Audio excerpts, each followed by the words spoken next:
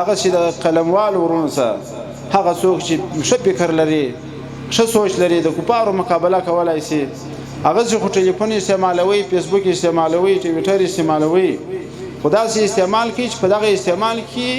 جهادي خدمت وکړي دا سي استعمال کوي چې نظام ته موګټه ورسیږي اسلام ته موګټه ورسیږي او قدرمنو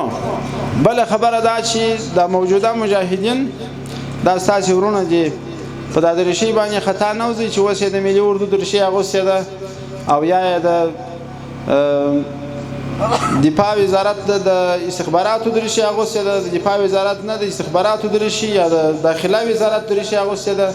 دا په خواني عسکرو سوچم پر رانسي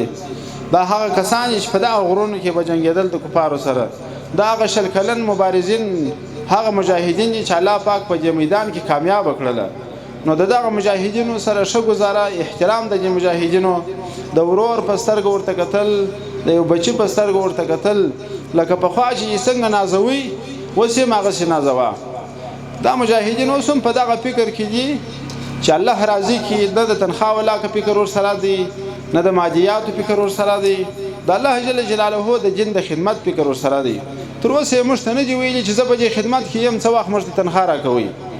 مشکلات لري کورونه په پسې دي په خوا خو به داسې ژوندۍ و چې د غرو ژوندۍ و نه په پلار څو ورته ویل نه به ورور څو ورته ویل اوس خو هر څوک ورته وایي چې اوس خو نظام دی اوس خو د امارت راغلی دی اوس ولې پر ما تاوانه باید ما ته سره وړي خو هیڅ ژغ دغه صابرینو د خوا نسته